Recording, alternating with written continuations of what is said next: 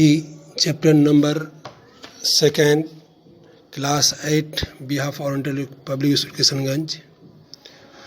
My topics: name East India Company, trade in Bengal. East India company Bengal के दरमियान में किस तरह से एस्टेब्लिश हुआ था उसके बारे में हम लोग डिस्कस करेंगे. The first English factory was set up on the bank of the river Hooghly in 1651. सबसे पहले ईस्ट इंडिया कंपनी ने अपना फैक्ट्री का एस्टेब्लिश जो किया था वो 1651 ईस्वी में किया था. कहाँ किया था? Bank of the river of Hooghly in 1651 ईस्वी में ईस्ट इंडिया कंपनी ने जो है अपना हुगली नदी के किनारे में जो है फैक्ट्री का एस्टेब्लिश किया गया था. This was the base from which company trader और कंपनी के व्यापारों का मेन ये जो है क्या था, व्यापारी करने का मेन जगह था. None that at that time factors operate, और वहीं से वो लोग जो अपना फैक्ट्री का ऑपरेट किया गया था. The factory had ever house goods for export were stored. तो वे लोग फैक्ट्री जब चलाते थे तो फैक्ट्री में हर तरह की सामानों को करने के बाद वार हाउस में वो लोग सामानों को इकट्ठा रखता था और वहाँ से एक्सपोर्ट करके एक जगह से दूसरी जगह वो लोग भेजता था. उसके बाद आपको बताया जाता है कि 1696 में जो है क्या किया कि बिल्डिंग बनाए गए और वहाँ पे जो है धीरे धीरे वो लोग जो है सेटलमेंट होता गया. 1696 में कौन? तो ये व्यापार लोग बिजनेस कर रहे थे और उन लोगों ने जो है अपना मकान, अपना बिल्डिंग, अपना इमारतें जो है वहाँ शुरू करने लगे. 2 years later bribe Mughal official into giving the company zamindari right.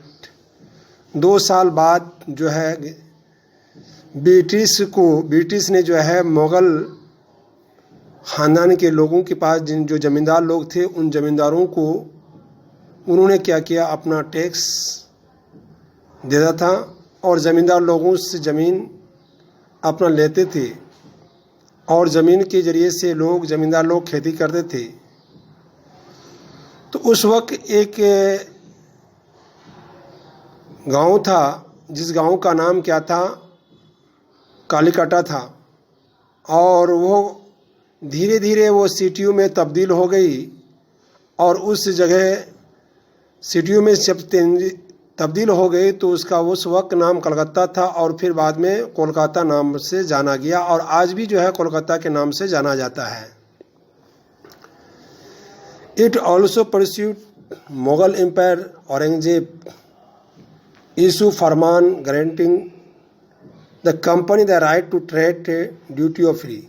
उसके बाद मुग़ल ख़ानदान का एक बहुत ही शक्तिशाली और पावरफुल जो है बादशाह था जिसका नाम औरंगजेब थे और औरंगजेब के नाम से लोग काफ़ी दहशत खाता था. लोग उनके नाम से काफ़ी लोग जो है भय होते थे.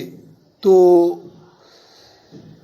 औरंगजेब के द्वारा ये फरमान जारी किया गया था कंपनी को और कंपनी को जो ये अधिकार मिलने लगी और कंपनी अपना जो है व्यापारी आसानी से करने लगे.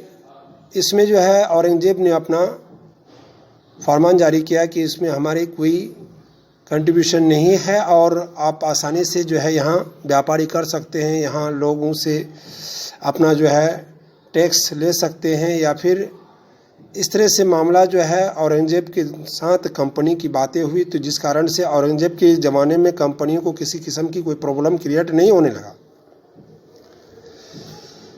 तो the company tried continuously to press for more ये concessions and a manipulated exciting of privilege. तो ये बात जब कंपनी को औरंगजेब की तरफ से फरमान जारी होने लगे तो विशेष अधिकार जो है कंपनी को मिलने लगी, व्यापार को मिलने लगा कि नहीं अब हमारे जो है अधिकार हमें मिल गई, हमारी ड्यूटी हमारे व्यापारी लोग जो करेंगे उन्हें फ्री जो है व्यापारी करने को मिलेगा और उसमें कोई प्रॉब्लम क्रिएट नहीं करेगा। क्योंकि व्यापार लोग या कंपनी को अगर डर था तो औरंगजेब से डर था।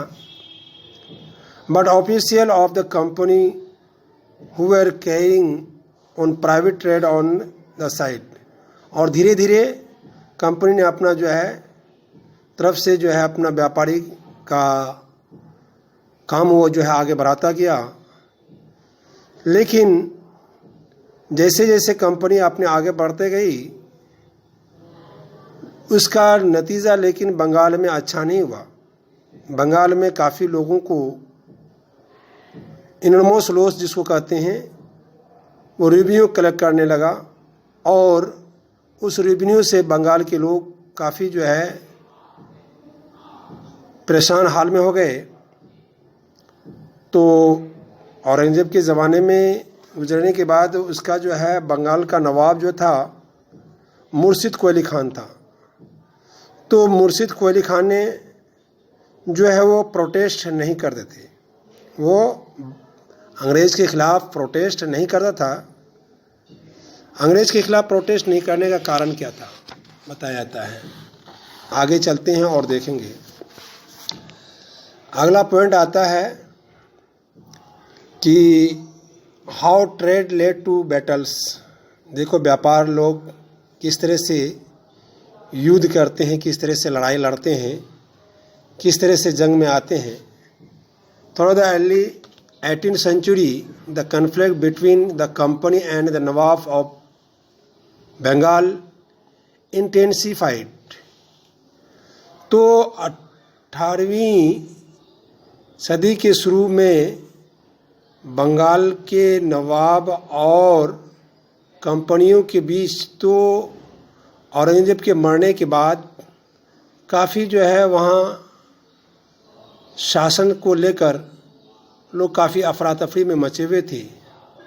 और जब औरंगजेब डेथ कर गया तो औरंगजेब डेथ करने के बाद सारी दारोमदार, सारा पावर, सारी हुकूमत, सारी सल्तनतें जो है मुर्शिद कोयली खान के पास आ गया। Murshid Quli Khan was followed by Alivardi Khan, और मुर्शिद कोयली खान जो है फॉलो करते थे किसको, अलीवर्दीन खान को। And then Sirajuddaulah was as the nawab of Bengal.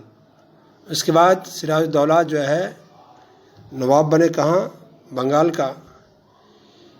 तो जब सिराजुद्दौला जो बंगाल का जब नवाब बनने लगे तो Sirajuddaulah is one of them was a stronger ruler.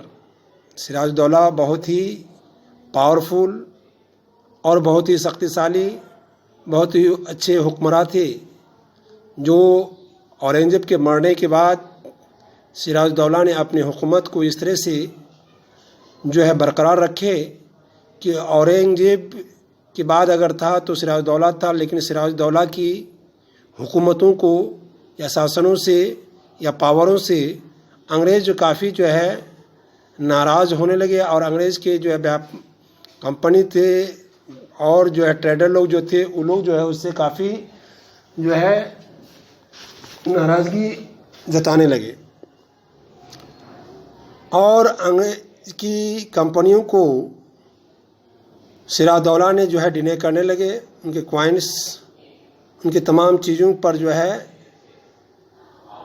Siraj-ud-Daulah ने जो है उस पर रोक लगाने लगे।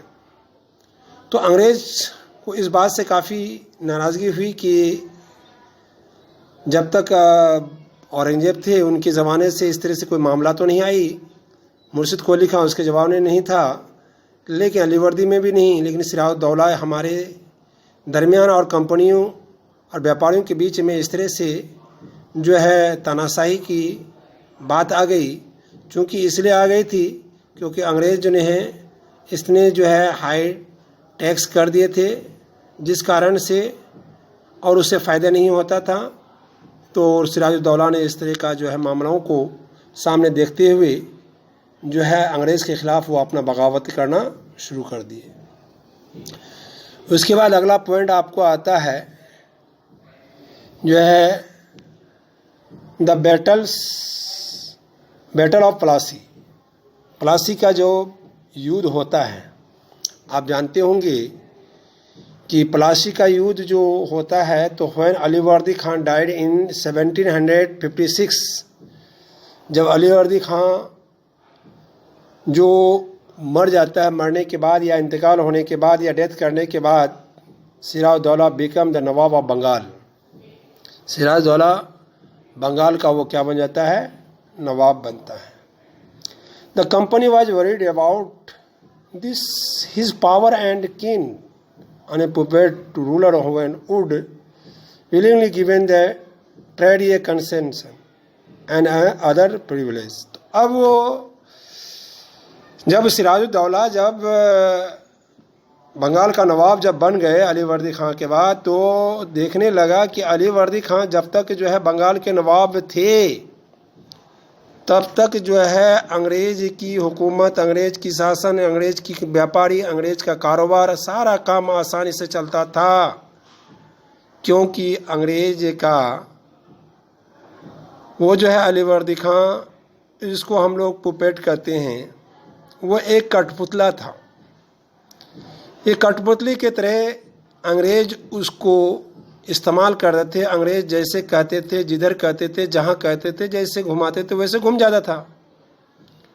और उनका रिमोट, अलीवर्दी खां की रिमोट जो है अंग्रेज़ों के हाथों में था और अंग्रेज़ कंपनियों के हाथों में था। अंग्रेज़ कंपनी जैसे चाहते थे वैसे अपना करते थे। लेकिन बात दरअसल ये हुआ कि जब अलीवर्दी खां जब तक रहे तब तक उनकी वाहवाही चली अंग्रेज़ कंपनी की, व्यापारों का। जब उनके मरने के बाद जब सिराजुद्दौला राजगद्दी में आए तो सिराजुद्दौला के आने के बाद जो है अंग्रेज़ की एक भी ना चली। तो अंग्रेज और सिराजुद्दौला के बीच जो है कम अंग्रेज वो सारी चीज़ें नहीं हो पाती। तो अंग्रेज की हुकूमतें, अंग्रेज की सल्तनत सारे चीज़ों पर जो है क्या किया, रोक लगा दिए। जहाज़ आती थी, जहाज़ों पर रोक लगा दिए। व्यापार लोग आते थे, उस पर रोक लगा दिए। तो जहाँ जहाँ ब्रिटिश कंपनी ने जो है हिंदुस्तान के दरमियान हुगली नदी के किनारे जहाँ उनकी ऑफिसें थी, जहाँ कल कारखाना था, जहाँ इंडस्ट्री थी, सारे चीज़ों पर जो है उन्होंने क्या किया, रोक लगा दी। सारे चीज़ों पर उसे रोक लगा दी और सारे कामों पर जो है बंद करवा दिए। आखिर में हुआ क्या, on hearing the news of the fall of Calcutta, ये बात पूरे कलकत्ता के दरमियान में फैल गई। Company office in Madras send a force under the command of the Robert Clive. तो मद्रास की जो कंपनियां थी उन्होंने अपने तरफ से जो है क्या किया, फोर्स को, सैनिक को कमांड करके वो जो है रॉबर्ट क्लाइव के अंडर में वो भेजा। By naval of fleet prolonged negotiation with of the Nawab followed by finally 1757 Robert Clive led the company army against the Sirajuddaulah at Plassey। तो अब जो 1757 के बीच में सिराजुद्दौला और जो कलकत्ता के दरमियान में जो क्या कहते हैं मद्रास से जो सैनिक जो भेजा गया, उन सभी के बीच में जो है फिर से जो है ये युद्ध का मामला जो है शुरू हुआ।